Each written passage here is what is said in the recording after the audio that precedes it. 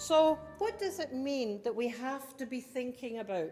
Well, I would say that we have to keep communicating with our young people. We need to be listening to them, encouraging them, and giving them support. So what we think affects how we feel, affects how we act.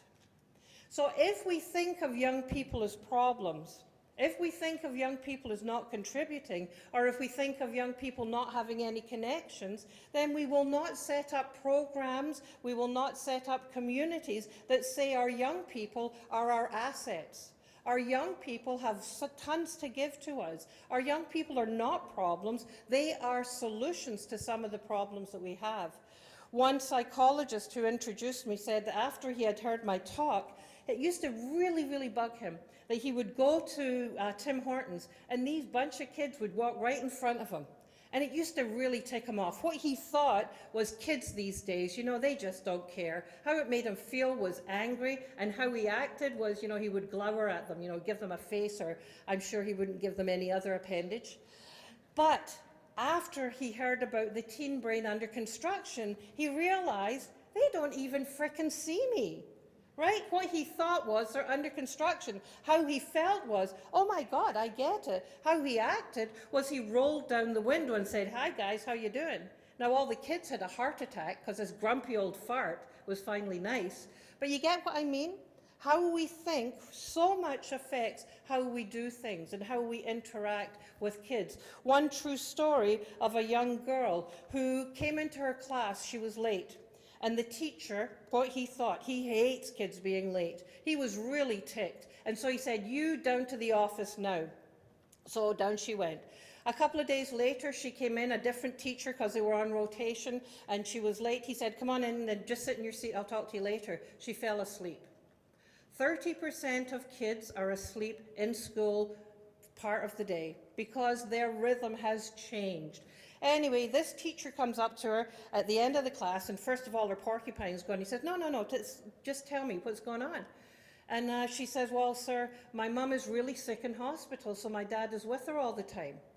And our family business is a restaurant, so it means I have to go from school to be at the restaurant to close up. And that's why I'm really tired, and that's why I'm late and I fell asleep. What he thought was very different. How he felt and how he acted made a huge difference in that young girl's life. So we need to think about what it is that's going on in teenagers' brain.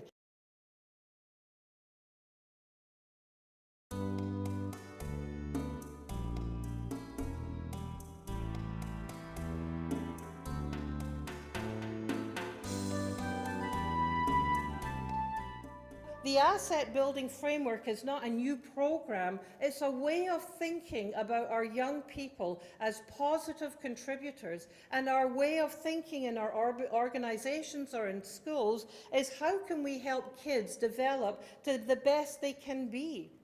And you look at what are the relationships that we can build with our young people. Because what we know is that relationships are a huge energy builder and connector in how the brain develops. So if we can find ways of building relationships with kids by creating environments that are supportive, that say, you know what, I like what it is that you have to contribute here, and have kids involved, we have a much better framework. An example of an asset building school, I visited a school up in Acton or thereabouts, Alton maybe, and there were a bunch of kids who kept hanging outside on the hill. They were doing a bit of talking and smoking there and here and there, and the principal really wanted to engage them in the school. So what he did was he sent one of the young teachers out to ask them, guys, what do you need to be engaged in this school, in this education? And they said, well, you know what, we'd really like to learn some hip-hop and have a hip-hop club. So he helped facilitate that, and those kids who are on the hill, disengaged, are coming back year after year to help with this hip-hop. So, the principal got this idea, building positive attitudes and building positive experiences for school and engagement is probably going to be a good thing to do. So he said to the announcement that he would invite suggestions for developing clubs in the school. So these kids came along and they said, "Sir, we want to have a club." And he said, "Now remember, the rules are it has to go in with board policy. There can't be any risk to health or safety." And there were 3 rules. And the kids said, "Okay, yeah, we want to have a legalized marijuana club." And he said, "Uh-oh, you know, that kind of sucks because it breaks rule number 1. So off they went. A couple of days later, they came back, "Sir, yeah, we heard you, sir, and we want to have a debating club." He said, "That's great. Debating club passes all the 3 rules." "Yes, sir. And, sir, the first thing we'd like to debate is legalizing marijuana." So what did that principle reflect? He reflected an importance of relationship. He wanted those guys to come in the school. He wanted kids to feel engaged.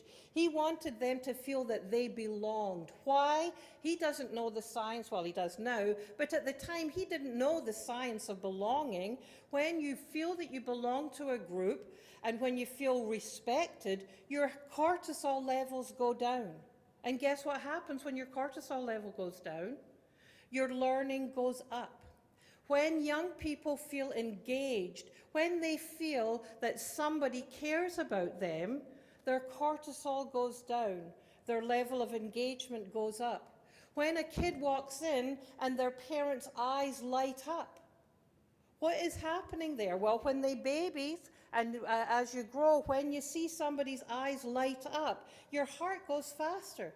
Your heart goes faster, you release different chemicals and endorphins and stuff, and you release more and more energy that creates more activity in the brain, which makes for bigger and better brains. That's why we want kids to have someone whose eyes light up when they walk in the room. The teenage years are not a terrible time in life at all.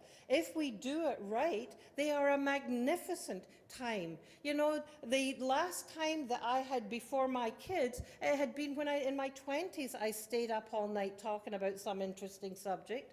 And then my kids were teenagers and they were engaged and involved, and we did the same again. These are not, oh my God, they're coming years. These are wonderful, wonderful years if we remember relationship, respect.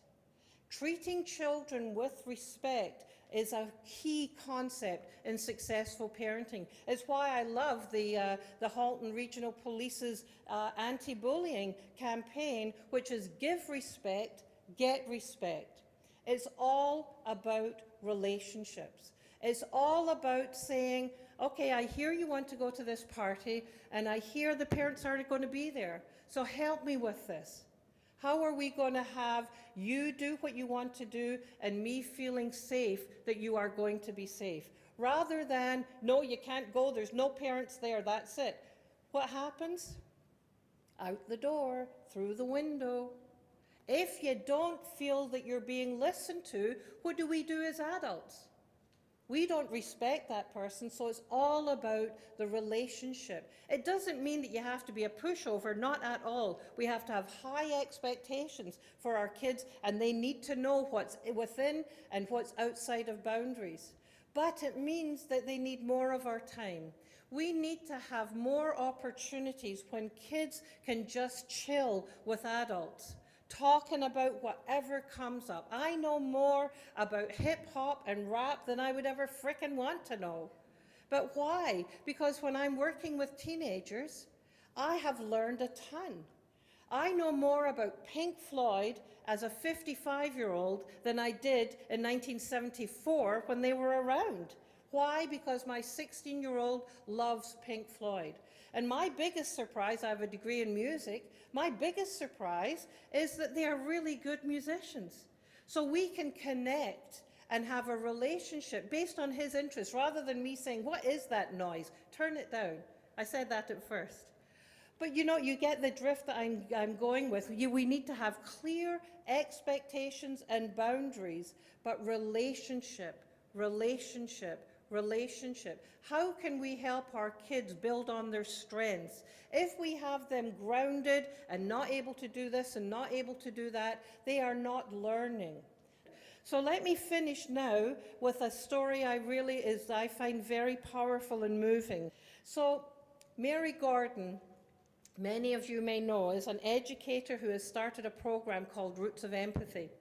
And in Roots of Empathy, what happens is a mum and dad and baby come into an elementary classroom once a month through the school year, and they learn about children, about development, they learn about temperament, they learn about nonverbal communication. And in this particular class, Mary told this story to the Dalai Lama at a conference. At this class, there was this boy, he was 14, I think, and the other kids were 12, and life had not been kind to him, Mary says.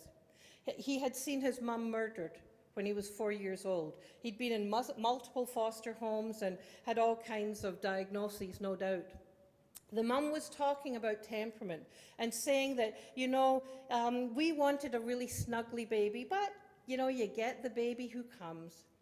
And so he likes to look out on the world, and we got this snuggly, so he can bounce his legs and see everything that's going on. Would anybody like to try the snuggly? Well, didn't this boy say that he wanted to? And so up he came, and the mum handed the baby to him, and that baby snuggled right in. And for the rest of the class, he just sat in the rocking chair with the baby, rocking him back and forth and back and forth. And at the end of the class, he came, gave the baby to mum, and turned to the Roots of Empathy facilitator and said, "Do you think someone who's never been loved can learn to be a dad?"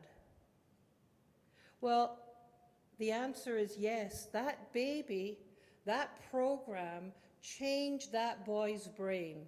It opened the door of possibility in his brain. Relationship changes. The power of one changes. So imagine what we could do if we gathered up all of our powers of one. How many of those boys like Daryl would be able to have the life and live the life he was meant to lead? The power of one is massive. We need to collect it up for all of our kids, because all kids are our kids. Well, I really hope that you've enjoyed this resource and found it useful.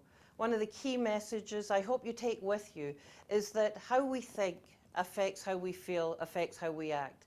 And if we see our teens as under construction and that we have the ability to help them thrive, then we will feel differently. We'll feel more positive. We'll feel that we have to come up with strategies, and we'll act more kindly with more respect towards our teens. The way we think of this affects how we interact. And so this should be, I hope, the beginning of a whole new kind of relationship. Good luck.